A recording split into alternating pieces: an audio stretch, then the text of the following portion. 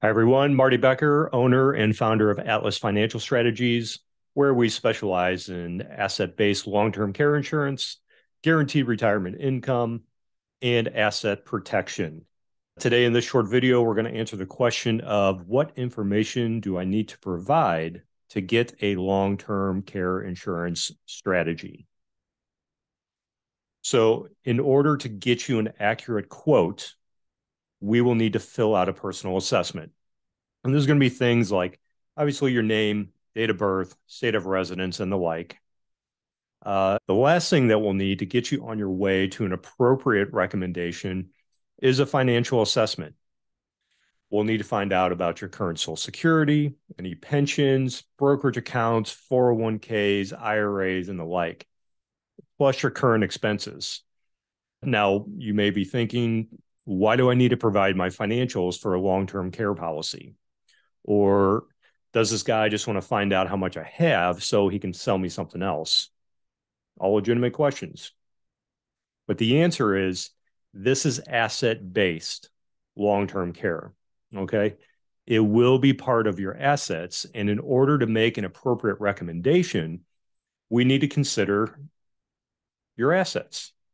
And I don't need Social Security numbers or account numbers. I just need amounts. Think of it this way. Someone calling me and just saying I want to quote for long-term care without providing any other information is no different than you walking into a mortgage company and asking, hey, how much will you give me for a house? And then giving them no other information at all. Just it can't be done. The mortgage company needs to know what you have to be able to give you a reliable quote. Here's the other reason. Let's say you have $7,000 per month in guaranteed income from Social Security, pensions, real estate rental income, other investments, and we're looking to have a guaranteed $10,000 a month to allocate towards long-term care if you ever need it. In reality, I not only need your health assessment to know which companies to start looking at, but I also need to know that we're only going to need an additional $3,000 per month to cover that gap between your income and how much care or benefit we're looking to get. And at the end of the day, you don't want to be overinsured, okay? And you know what? It works the same in reverse.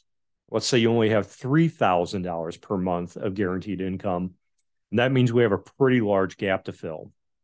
That's something I need to know to make sure there are enough assets to get you where you need to be as far as coverage. Meaning, I don't want you to just put money into something that isn't really going to help you in the long run. Okay. And at the end of the day, something is better than nothing. But what I don't want to happen is we spend all this time going through the process totally blind, not knowing what your health history is, and if it's even a financial appropriate recommendation. And of course, all this information is going to stay completely confidential between me and you and the insurance company, obviously. And at the end of the day, if this isn't a good fit, just flush it. No big deal. At least you'll know at that point. But I will need all that information before I even start the process of getting you a quote. And that part of the process is pretty much non-negotiable. I want to highly encourage you to watch the rest of the videos in this series. Then take the time to book a short phone call at atlasannuity.com so we can get your customized policy designed for you. Again, this is Marty Becker wishing you all the best.